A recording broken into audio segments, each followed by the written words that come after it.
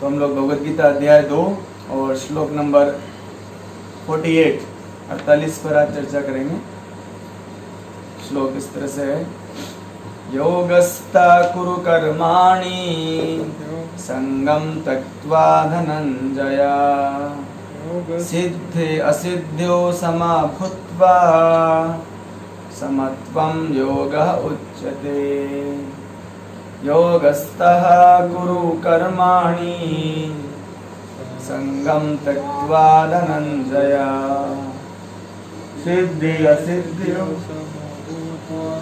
समा भूत्वा समत्वं योगः उच्यते। अनुवाद तात्पर्य श्रील प्रभुपाद जी के द्वारा। प्रभुपाद जी लिखते हैं, हे अर्जुन, जय तथा पराजय की समस्त आसक्ति त्याग कर संभाव से अपना कर्म करो, ऐसी समता योग कहलाती है। तात्पर्य, श्री कृष्ण अर्जुन से कहते हैं कि वह योग में स्थित होकर कर्म करे। योग है क्या? योग का अर्थ है सदैव चंचल रहने वाली इंद्रियों को वश में रखते हुए परम तत्व में मन को एकाग्र करना। और परम तत्व कौन है? श्री कृष्ण ही परम तत्व हैं। और चूंकि वे स्वयं अर्जुन को युद्ध करने के लिए कह रहे हैं, अतः अर्जुन को युद्ध के फल से कोई सरोकार नहीं है। जय या पराजय श्री कृष्ण के लिए विचारणीय है। अर्जुन को तो बस श्री कृष्ण के निर्देशानुसार कर्म करना है। श्री कृष्ण के निर्देश का पालन ही वास्तविक योग है और इसका अभ्यास कृष्ण भावनामत नामक विधि द्वारा किया जाता है। एकमात्र कृष्ण भावनामत के अभ्यास से ही स्वामित्व भाव का परित्याग किया जा सकता है। इसके लिए उसे श्री कृष्ण का दास या उनके दासों का दास बनना होता है। कृष्ण भावनामत में कर्म करने की यही एक विधि है, जिससे योग में स्थित होकर कर्म किया जा सकता है। अर्जुन क्षत्रिय है, अतः वह वर्णाश्रम धर्म का अनुयायी है। विष्णु पुराण में कहा गया है कि वर्णाश्रम धर्म का एकमात्र उद्देश्य श्री विष्णु को प्रसन्न करना है। सांसारिक नियम यह है कि लोग पहले अपनी तुष्टि करते हैं, किंतु यहाँ तो अपने को तुष्ट ना करके श्री कृष्ण को तुष्ट करना है। अतः श्री कृष्ण को तुष्ट किए बिना कोई वर्णाश्रम धर्म का पालन नहीं कर सकता। यहाँ पर परोक्ष रूप से अर्जुन को श्री कृष्ण द्वारा बताई गई विधि के अनुसार कर्म करने का आदेश है।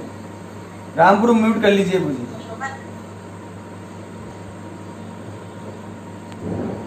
तो ये श्रील प्रभुपाद जी का तात्पर्य है।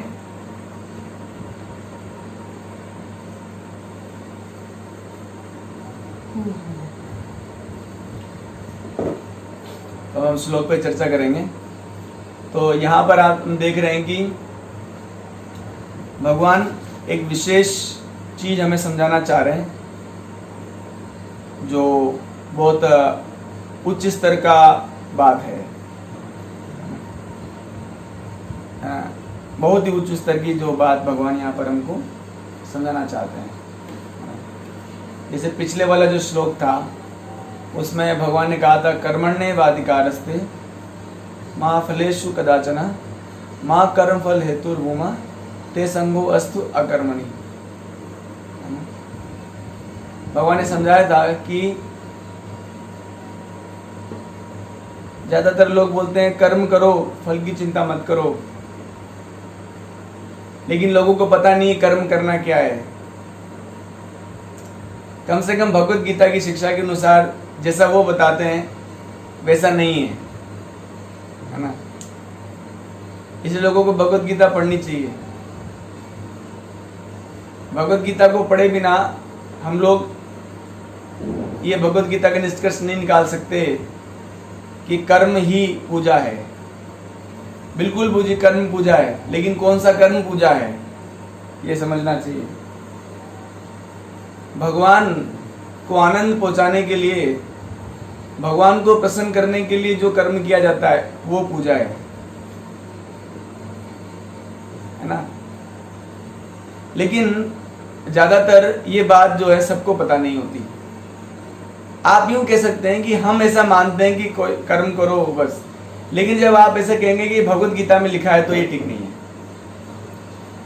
भगवत गीता में भगवान ने अर्जुन से कहा कि तू युद्ध नहीं करना चाहता, ये तेरी इच्छा है, लेकिन मैं युद्ध करवाना चाहता हूं, ये मेरी इच्छा है ना? तो भगवत गीता में भगवान कहीं पर भी कोई साधारण कर्म करने की बात नहीं करते हैं, बल्कि भगवान भगवत गीता में ऐसा कर्म करने की बात करते हैं जो आत्मा को भी संतुष्ट करता है और भगवान को भी संतुष्ट करता है। ऐसे कर्म की चर्चा ही भगवत गीता में करी गई है ना। जैसे यहां पर आप देखें कि भगवान कह रहे हैं जस्ट उस, इसलिए हमने एक बार पहले भी चर्चा की थी कि जो कर्मण्येवाधिकारस्ते वाला श्लोक है, जिसको लोग गलत चर्चा करते हैं साधारण लोग, भगवान ने तुरंत इसके बाद वाला श्लोक जो है उसमें भगवान ने तुरंत बताया कि कौन सा कर्म करना है। वैसे तो उस श्लोक से भी क्लियर हो चुका था हमको। भगवान ने बताया कर्मण्येवाधिकारस्ते मा फलेषु कदाचन, कि तेरे को ऐसा कर्म करना है जिसमें तेरे को फल की चिंता नहीं करनी। स्पष्ट है। दुनिया में सारे काम किए जाते हैं फल की चिंता को लेकर किए जाते हैं, लेकिन भगवान वहां पर जो कर्म करने की बोल रहे हैं कर्मण्येवाधिकारस्ते मा फलेषु कदाचन। अब आप सोचोगे ये कैसे हो सकता है, हाउ इट इज पॉसिबल कि कर्म करो और फल की चिंता ना करो। लोग पूछते भी हैं बात। तो प्रभु जी आपको दुनिया के काम करने के लिए नहीं कह रहे वहां पर भगवान, दुनिया के काम में तो फल की चिंता करनी पड़ेगी आपको। भगवान एक दिव्य कर्म की बात कर रहे हैं जिसमें वो कर्म जो भगवान की प्रसन्नता आनंद के लिए सुख के लिए किया जाता है उसमें ही फल की चिंता नहीं रहेगी, क्योंकि वो भगवान के लिए किया जा रहा है ना। जो काम आप अपने खुद के लिए करोगे उसमें फल की चिंता करोगे आप। लेकिन भगवान जिस कर्म की बात कर रहे हैं वहां पर उस श्लोक में, वो ये दुनियादारी के काम की बात नहीं है। भगवान सीधा बोल रहे हैं अर्जुन को, मेरे लिए कर्म है ना। अब भगवान के लिए कोई कौन कर्म करेगा बताओ? सीधी बात है, जो भगवान से प्रेम करता है। जो दुनिया से प्रेम करता है वो भगवान के लिए कर्म नहीं कर सकता। तो लोग पूछते हैं, बहू जी भगवान कैसे प्रेम हो ही नहीं रहा है तो कर्म कैसे करें उनके लिए? अरे दुनिया से प्रेम करते हो भगवान, दुनिया से और खुद से ज्यादा प्रेम करते हो तुम, भगवान से क्या प्रेम करोगे? है ना। तो कोई पूछा पूछी सब जगह प्रेम कर सकते हैं क्या? नहीं। भगवान ने गीता में ऐसा कुछ नहीं, भगवान ने कहा मुझसे प्रेम, मैं तुझको प्रेम करता हूं और तुम भी मुझे प्रेम कर, तुम चाहो तो प्रेम करो। भगवान फोर्स नहीं करते कि तुम्हें मुझे प्रेम करना ही है। इसलिए भगवत गीता पूरा बोलने के बाद में भगवान ने अर्जुन को कहा कि अर्जुन अब तुम चाहो तो युद्ध करो और चाहो तो युद्ध ना करो। ऐसा दुनिया में सिर्फ वो व्यक्ति बोल सकता है जो आपको प्रेम करता है, और कोई व्यक्ति इस तरह की बात नहीं कर सकता आपसे, जिसने इतना भयंकर लेक्चर दिया हो, इतना ज्ञानपूर्ण लेक्चर दिया हो भगवत गीता का, और लेक्चर देने के बाद भी वो ये बात बोल रहा है आपसे कि अर्जुन तुम्हें अभी कोई फोर्स नहीं है, तुम्हें कोई दबाव नहीं है, तुम्हारी इच्छा हो तो तुम युद्ध कर सकते हो, और तुम्हारी अगर इच्छा है नहीं है युद्ध नहीं करने की तो कोई बात नहीं। ऐसा दुनिया में वो व्यक्ति बोल सकता है जो आपसे प्रेम करता है। बाकी सभी लोग आपसे फोर्स करते हैं आपको कर्म करने के लिए। सभी लोग दुनिया में फोर्स करते हैं आपको। कर्म तो करना ही पड़ेगा मेरे लिए, मैंने इतना कुछ किया है तेरे लिए, तुझे मेरे लिए काम करना ही पड़ेगा। तो जो लोग ऐसा कहते हैं वो आपसे प्रेम नहीं करते।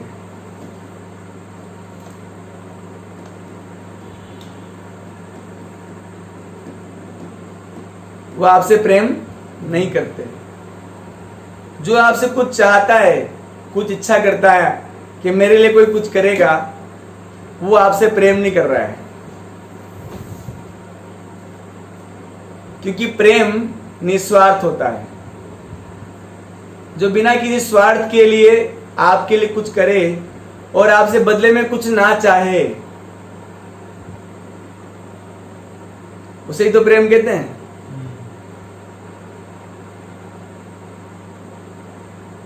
ढूंढ के ला दीजिए मुझे ऐसा व्यक्ति मिल जाए तो हम भी उनसे मिलना चाहेंगे, भगवान को छोड़कर। जिन्होंने आपके लिए बचपन से सब कुछ किया और आपसे अब वो कहते हैं कि हमें आपसे कुछ नहीं चाहिए, हमने बस आपसे प्रेम किया ना इसलिए आपके लिए सब कुछ किया। ढूंढ के ला सकते हैं।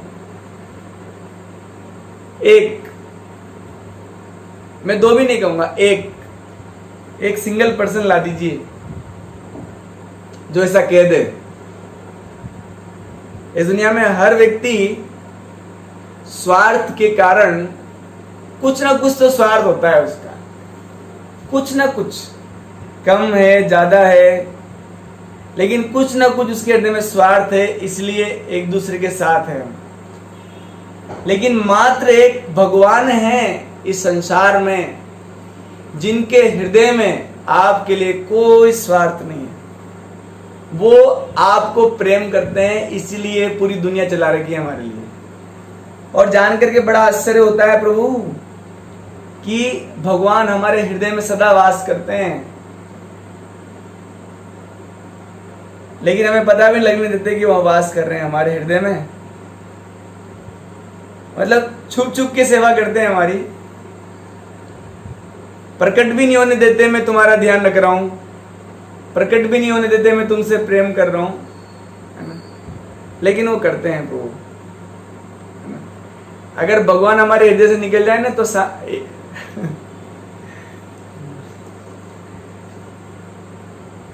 तो ना देख पाएंगे, ना सूंघ पाएंगे, ना खा पाएंगे, कुछ सारा एक्टिविटी बंद हो जाएगा, पूरा ब्लॉक हो जाएगा, बॉडी कोमा में चले जाएंगे हम। मात्र भगवान हैं जो हमारे हृदय में वास करते हैं, और हमारे हृदय में वास करने के कारण भगवान जो प्रेम करते हैं हमसे और हमारे लिए सब कुछ करते हैं, हमारा ध्यान रखते हैं। हम शायद भूल गए हैं पिछले जन्म में हमने क्या इच्छाएं की थी,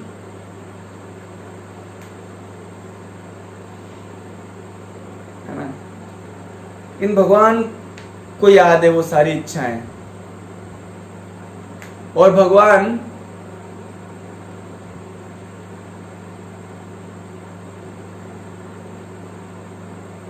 उन सभी इच्छाओं को याद रखते हैं।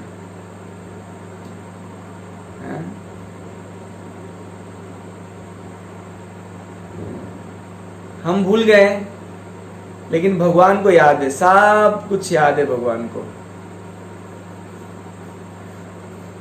और हमारी इन्हीं इच्छाओं को भगवान अलग अलग जन्मों में पूरा करते रहते हैं, बिना ये एहसास दिलाए कि बेटा मैं ही तो करता हूं, मैं ही तो ध्यान रखता हूं, मैं ही तो प्रेम करता हूं। लेकिन हम लोग इतने नालायक हैं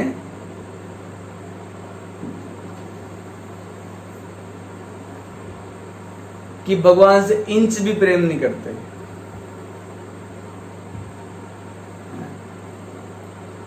तो इस श्लोक में भगवान उन लोगों की बात कर रहे हैं जो प्रेम करते हैं भगवान से।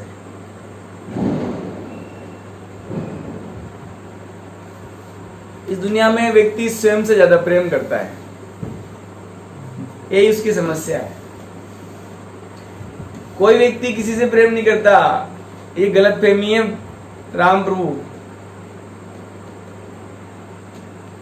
इस संसार में व्यक्ति स्वयं से इस संसार में व्यक्ति स्वयं को प्रेम करता है सिर्फ।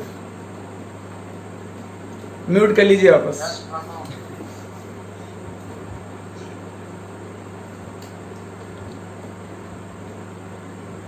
है ना?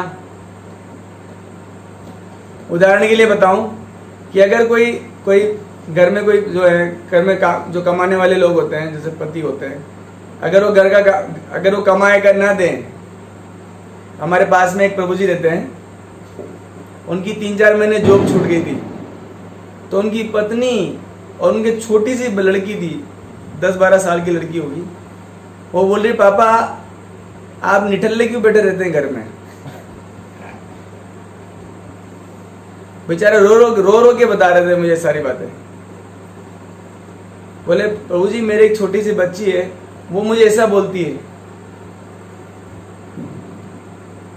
और मेरे को बोलती है कि आप चाहे बेलदारी करो, आप चाहे भीख मांगो, लेकिन मुझे अपने स्कूल की फीस चाहिए पूरी।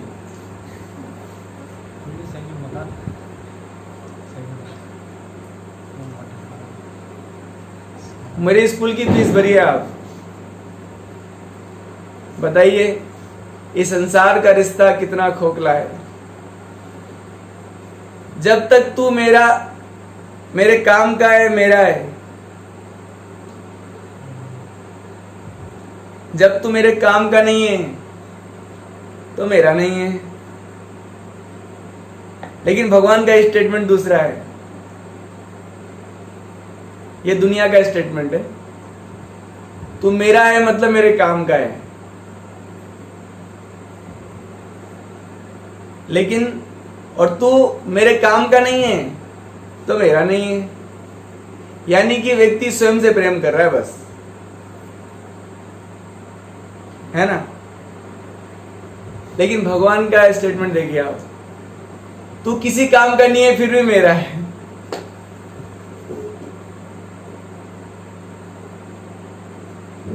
हम भगवान का क्या काम कर सकते हैं?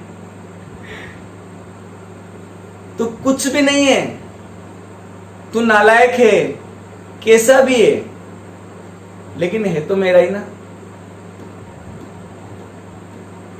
तो ऐसे लोगों का जिनका हृदय ऐसा है भगवान के लिए, जिनका हृदय खिंचता है भगवान के लिए, उनके लिए ये श्लोक है। और इसलिए तो बोल रहे हैं, अर्जुन को सुना रहे हैं, ये हम लोगों को सुना नहीं रहे भगवान गीता। ध्यान रखिए, इसलिए बोलते हैं कि भगवत गीता को वो समझ सकता है जिसका हृदय अर्जुन जैसा है। बाकी लोग बोलेंगे भगवान क्या बोल रहे हैं। अरे भगवान क्या बोल रहे हैं? यहां बोल रहे हैं भगवान, है ना? योगस्था कुरु कर्माणि संगम त्यक्त्वा धनंजय सिद्ध सिद्धो समो भूत्वा समत्वम योग उच्यते।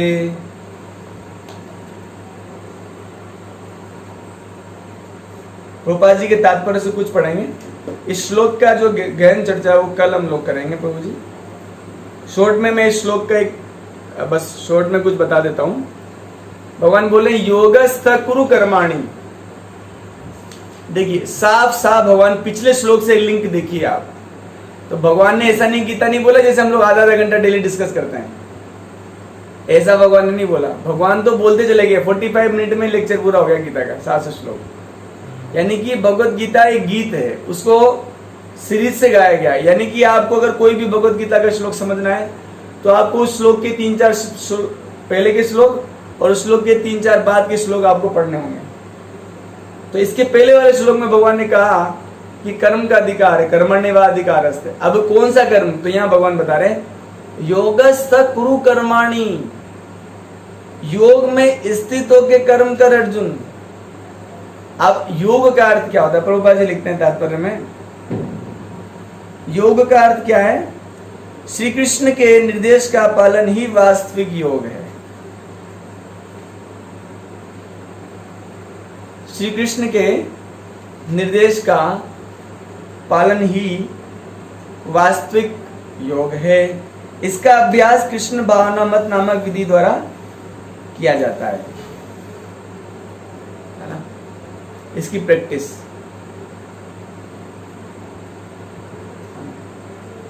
इसका अभ्यास।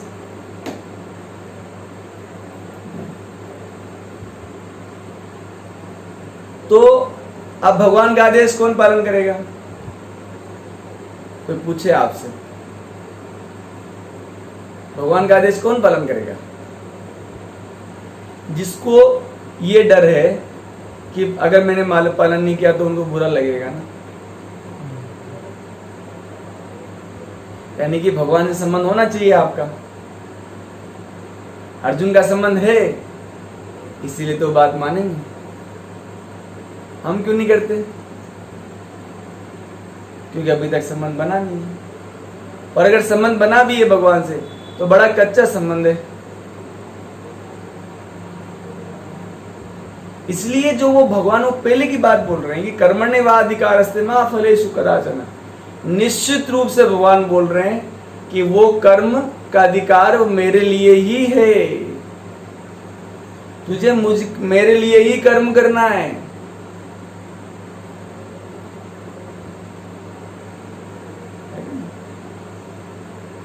तो पूरी भगवत गीता के प्रत्येक श्लोक में भगवान के लिए ही प्रेम छुपा हुआ है, जो अर्जुन समझ पा रहे हैं ना? तो ये भगवत गीता नहीं है, प्रेम गीता है, प्रेम गीता ही है ना?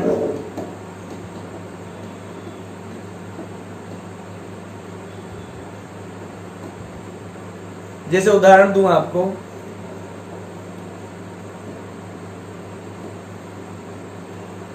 भगवान श्री कृष्ण जब वृंदावन में थे उस समय बहुत छोटे बालक थे भगवान। तो उनको इंद्र को अहंकार हो गया था कि बारिश का देवता मैं हूं। तो भगवान को ये अहंकार पसंद नहीं होता, इसलिए उन्होंने जानबूझकर इंद्र यज्ञ को बंद कर देने की योजना बनाई और बहुत सारा तर्क वितर्क किया कि नंद महाराज से, उनके पास बैठे कि बाबा आप ये यज्ञ क्यों करा रहे हैं, ये तो ठीक नहीं है। हमारे तो आराध्य गोवर्धन जी हैं, गाय हैं, तो हम इंद्र की पूजा क्यों कर रहे हैं। इवन नंद महाराज जी तर्कों के द्वारा कृष्ण को हरा भी रहे थे एक तरह से। फिर भी जब अंत में कृष्ण ने कहा नहीं बाबा आप, तो कृष्ण से इतना अधिक प्रेम था नंद महाराज को और बाकी लोगों को भी। बाकी लोगों से कंसल्ट किया तो उन्होंने कहा नहीं कृष्ण दुखी हो जाएगा, है ना, हमको कृष्ण को नाराज नहीं करना चाहिए, उसको दुखी नहीं करना है हमको। वो अगर कह रहा है कि यज्ञ मत करो, इंद्र यज्ञ, तो बंद कर दो। इसको कहते हैं योग।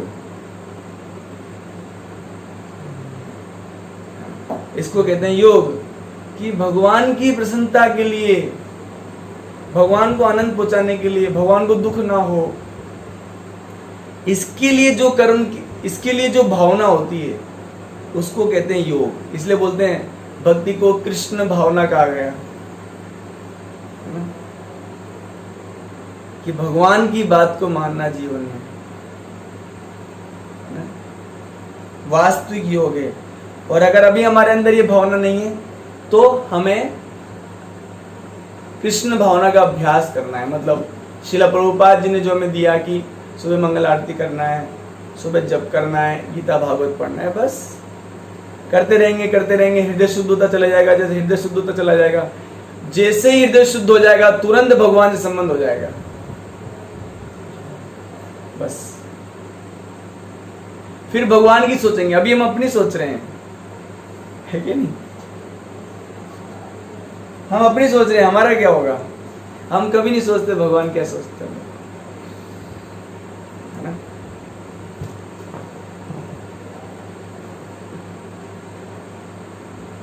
तो इस भौतिक जगत में हमारी बड़ी विचित्र स्थिति है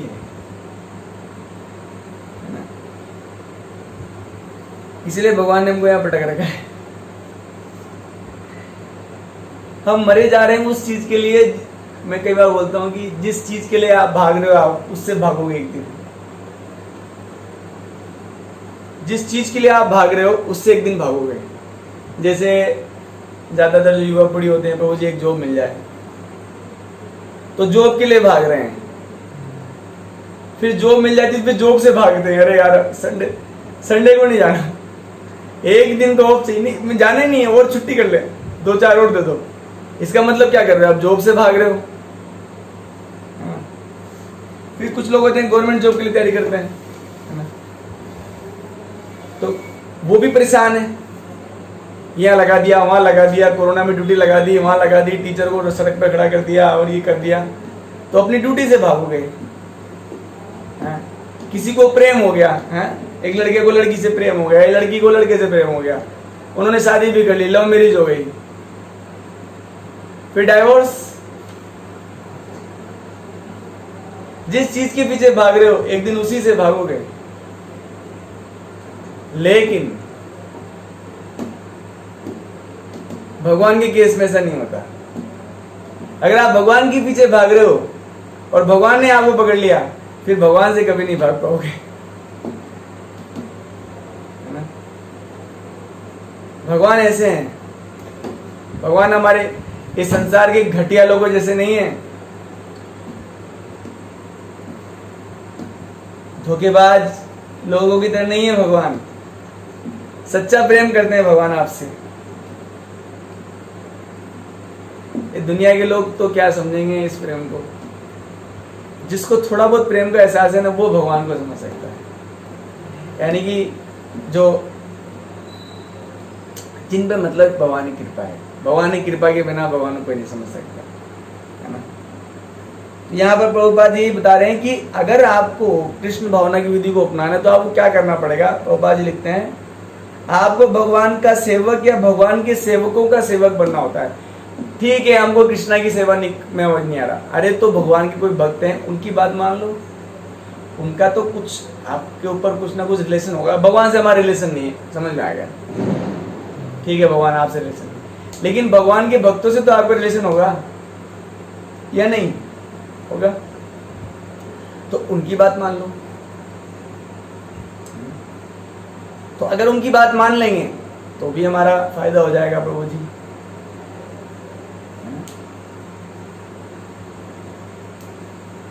तो ये बात यहां कही जा रही है। कौन से कर्म की बात की जा रही है? योगस्थ,